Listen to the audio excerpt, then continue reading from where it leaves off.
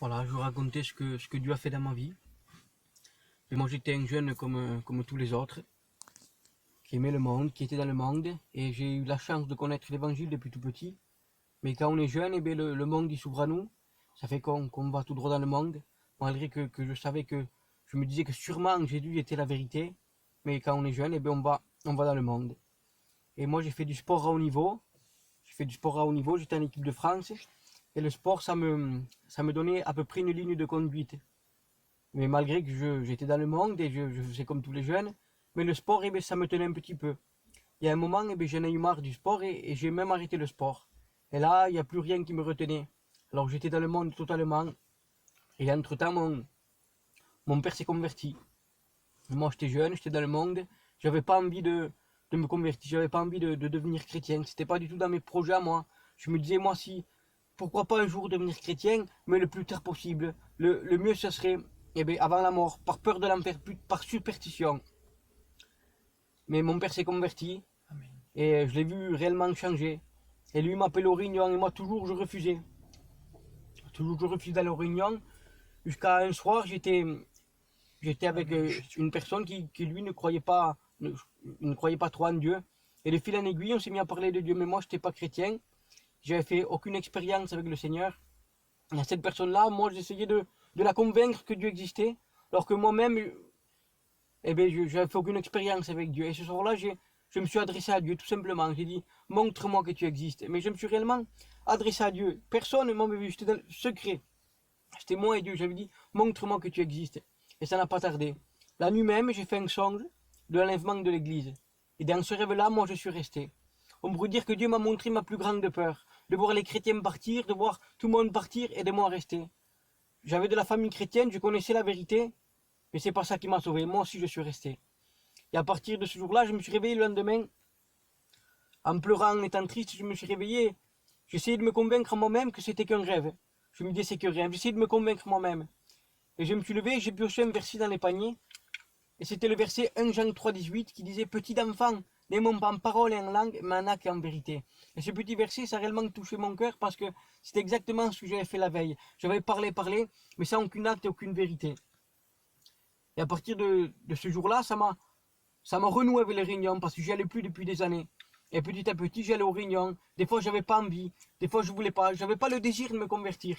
Malgré cette expérience, je me suis laissé avoir par l'ennemi et j'étais pas converti, quoi. Et à travers cette expérience, ça m'a renouvelé les réunions. J'allais de temps en temps écouter. Et pendant à peu près un an, Dieu a travaillé mon cœur. Il a travaillé mon cœur petit à petit sans même m'en rendre compte. Et inconsciemment, moi, eh bien, au fond de mon cœur, je faisais comme une prière. Je disais à Dieu, mais sors-moi de là. J'avais quand même une espérance en Dieu. Je savais que Dieu pouvait faire quelque chose pour moi. Comment? Je ne savais pas. J'avais aucune idée de la manière que Dieu pouvait s'y prendre. Mais je savais que Dieu pouvait s'y prendre parce qu'il est Dieu. Et tout est possible à Dieu. Mais moi, je ne voyais pas la possibilité. Je ne voyais pas de quelle manière Dieu pouvait faire. Alors comme ça, Dieu travaillait mon cœur petit à petit. Jusqu'à un soir où j'étais dans ma chambre. Et là, réellement, Dieu est venu frapper à la porte de mon cœur. Dieu, vraiment, il est venu frapper à la porte de mon cœur. J'étais dans mon lit, je me retournais dans mon lit et j'essayais d'étouffer cette voix. Parce que j'aimais le monde, j'aimais ce que je faisais dans le monde. Et ce soir-là, j'ai étouffé cette voix par amour du monde. J'ai étouffé cette voix et quelques semaines après, c'était le vendredi 20 mai 2016, après une réunion, quelques semaines après, exactement la même chose. Dans ma chambre, Dieu venait vraiment m'appeler. Il m'appelait, il frappait à la porte de mon cœur, clairement. Et ce soir-là, c'était difficile, mais j'ai pris une décision.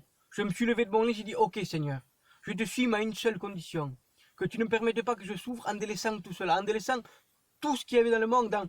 Je voulais me donner à Dieu. Dans mon cœur, ce soir-là, j'avais pris la décision de suivre Dieu. Et j'étais me coucher comme ça. Et le lendemain, en me levant, j'avais presque oublié, il y a quelque chose qui est venu me rappeler. Et on dirait que Dieu m'a pris un peu même dans mon orgueil. Hier soir, tu as donné ta parole, maintenant tiens-la. Alors je me suis dit, bon, il faut que je lutte, je me disais de lutter avec tous les péchés, toutes les tentations qui étaient autour de moi. C'était un samedi. Et j'ai à peu près bien réussi le premier jour. Et le lendemain, un dimanche, pareil. Toute la journée, je luttais. Et le soir, eh bien, j'ai péché. Le soir, j'ai fait quelque chose qu'il ne fallait pas, j'ai péché. Et donc là, à ce moment-là, quand j'étais avec des cousins, quand je suis rentré, j'étais avec des amis, quand je suis rentré chez moi, en marchant tout seul, sur le coup, je ne savais pas ce que c'était. Mais le Saint-Esprit était en train de me convaincre de péché. Et c'est réellement là, à ce moment-là, que je me suis réellement repenti, que j'ai réellement demandé pardon. Je pleurais, et j'ai demandé pardon. J'ai pas fait une belle prière.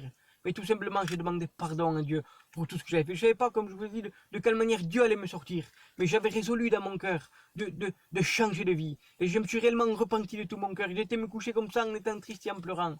Et le lendemain, en me réveillant, à peine ouvrir les yeux, à peine mes yeux se sont ouverts, j'ai ressenti une grande joie.